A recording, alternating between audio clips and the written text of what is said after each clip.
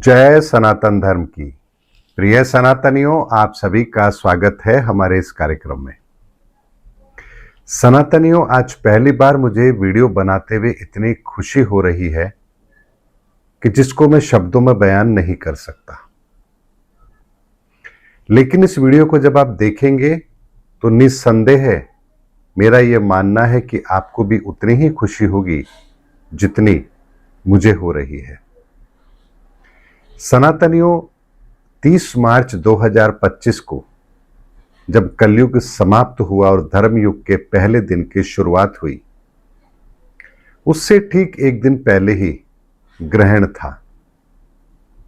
और ये एक ऐसा कॉम्बिनेशन था जो ये बताने के लिए पर्याप्त था कि ये जो कॉम्बिनेशन 30 मार्च 2025 का है, ये धर्मयुग की शुरुआत है, क्योंकि 40 से ज्यादा कॉम्बिनेशन बन रहे थे। और उसके बाद मैंने आप लोगों को एक वीडियो में कहा भी था कि सूर्य ग्रहण और चंद्र ग्रहण, जिन्हें हम अब तक एक अलग दृष्टिकोण से देखते आ रहे हैं, वास्तव में ये इस धरती की नकारात्मक ऊर्जाओं को शुद्ध करने की एक ईश्वरीय व्यवस्था है। ऐसे में सनातनियों, इस बार भी जब ग्रहण का समय आया, सूर्य ग्रहण का समय आया, और 3 मार्च को जब चंद्र ग्रहण का समय आया, उससे पहले भी एक ईश्वरीय व्यवस्था के द्वारा हमें एक संदेश दिया गया। हमने खाटू श्याम जी अर्थात राहु की ऊर्जा जो इस ब्रह्मांड में इस समय पर व्याप्त है, जिसके प्रभाव में हम धरती के सभी लोग हैं, तो उनको कैसे तृप्त किया जाए, इसका भी एक समाधान, एक उपाय ईश्वरीय ऊर्जाओं के द्वारा हमारे समक्ष रखा गया था। बहुत लोगों ने वो उपाय किया, मैंने स्वयं ने वह उपाय किया, और यकीन मानिए उस उपाय को करने के बाद जो मैंने महसूस किया है, उसके लिए मेरे पास कोई शब्द नहीं है। लेकिन जब इस धरती की तृष्णा शांत होती है तो निसंदेह उसका प्रभाव भी फिर हम पर दिखना चाहिए। तो ऐसा ही एक संदेश फिर उसके पश्चात और ईश्वर के द्वारा दिया गया, जहां चंद्र ग्रहण के बाद में इसका जो नकारात्मक प्रभाव होता है इस धरती पर, आज तक जितने भी सूर्य ग्रहण और चंद्र ग्रहण हुए हैं, जहां पर भी दृष्टिगोचर होते हैं, इसके बाद 7 दिन बाद तक इन ग्रहण का प्रभाव हमें देखने को मिलता है, और प्राकृतिक तौर पर भी उथल फुथल जरूर होती है। लेकिन इस बार जब ग्रहण था, चंद्र ग्रहण था, उससे पूर्व ही ईश्वरीय सत्ता के द्वारा एक ऐसा समायोजन करने का आदेश हुआ, जिसके लिए मुझे जो आदेश किया गया, मैंने वह कार्य निस्वार्थ भाव से किया। ईश्वरीय शक्तियों का आह्वान था और एक ऐसी व्यवस्था का निर्माण करना था जहां इस पंच तत्व के सिद्धांत को, यानी प्रकृति को, आने वाले समय के लिए इस धरा पर किस तरह से उन्हें कार्य करना है, ये व्यवस्था ईश्वरीय शक्तियों के द्वारा इस धरा के लिए किए जाने का एक ऐसा संदेश था, जिसको सुनकर ही मैं इतना ज्यादा आनंदित हुआ। तो सोचिए, जब उस कार्य को किया गया होगा तब मुझे कितना आनंद आया होगा। तो ईश्वरीय ऊर्जाओं के द्वारा जो संदेश हमें दिया गया, उसमें साक्षात भगवान गणपति, जगत के पालक ब्रह्मा जी, भगवान विष्णु जो जगत के पालनहार हैं,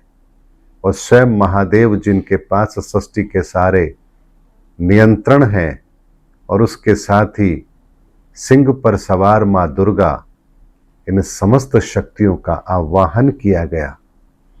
और इनकी प्रत्यक्ष अनुभूति मैंने स्वयं ने महसूस की है उस स्थान पर।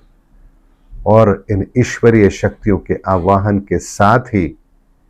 प्रकृति को सनातन की स्थापना के लिए,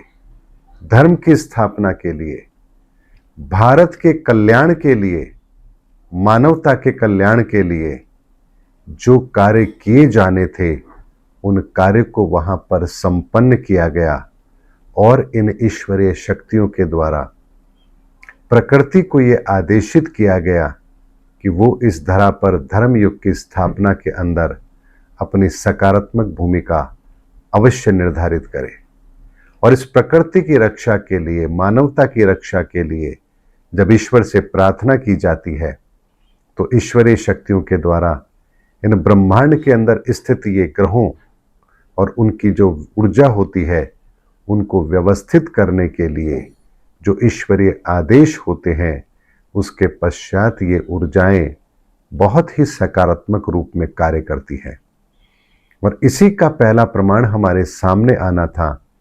कि इस कार्य के संपन्न होने के पश्चात 7 दिन तक अगर किसी भी तरह की कोई प्राकृतिक आपदा हमें दिखाई नहीं देती है तो ये इस बात का संकेत है कि यहाँ जो ईश्वरीय आवाहन किया गया और ईश्वरीय आवाहन के बाद जो प्रकृति के संतुलन के लिए कार्य निर्धारित किए गए वो सभी कार्य निर्विघ्न रूप से संपन्न हुए हैं। और ये बहुत बड़ा ऐसा प्रमाण है जो इस धर्म युग के अंदर एक सकारात्मक दृष्टिकोण से जब हम देखते हैं तो एक नव सृजन का स्पष्ट प्रमाण हमें मिलता है। सनातनियों 3 तारीख को चंद्र ग्रहण था और 10 तारीख को मैं वीडियो बना रहा हूं। पूरे 7 दिन तक प्रतीक्षा की है, ईश्वर के संकेतों को समझने की कोशिश की है, क्योंकि जो कार्य ईश्वरीय आदेश के तहत हुए हैं उनके परिणाम तो 100% वही होंगे जो ईश्वरीय कार्य के द्वारा निर्धारित किए गए हैं। लेकिन हम मानवों के लिए इतनी श्रेष्ठ बात है यह है कि वर्तमान के अंदर जहां इतने ज्यादा विध्वंस को हम देख रहे हैं वहीं प्रकृति मानवता की रक्षा के लिए भी अब सकारात्मक दृष्टिकोण से कार्य आरंभ कर रही है और ये धर्म युग का पहला परिचय है। सनातनियों जो कार्य संपन्न हुआ उसके संदर्भ में बहुत गोपनीयता रखना अनिवार्य है, इसीलिए केवल और केवल मैंने आपके सामने उन परिणामों को रखा है जिस कार्य को करने के पश्चात ये परिणाम घटित हुए हैं। ऐसे में हमें उन ईश्वरीय शक्तियों का आभार तो अवश्य प्रकट करना चाहिए जहां स्वयं भगवान गणपति, स्वयं ब्रह्मा जी, स्वयं भगवान विष्णु,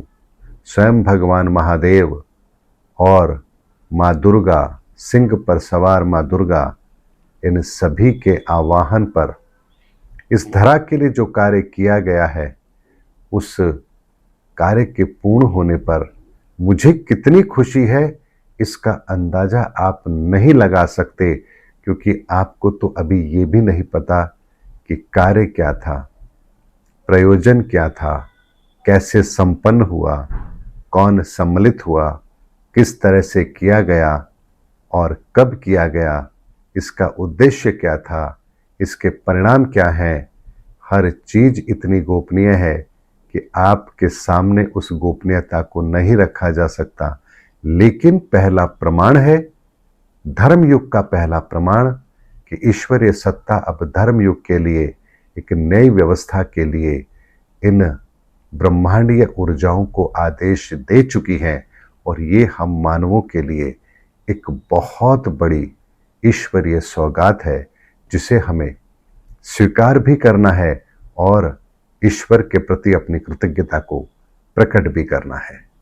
उम्मीद करता हूं सनातनियों एक खुशी का अवसर था तो आपके समक्ष ये बात रखना मैंने उचित समझा ताकि आपके भीतर भी वो प्रेरणा जागृत हो और आप भी धर्म के रास्ते पर चलने के लिए अपने आप को प्रेरित अवश्य करें। मिलेंगे अगले वीडियो के अंदर, तब तक के लिए आप सभी को जय सनातन धर्म की,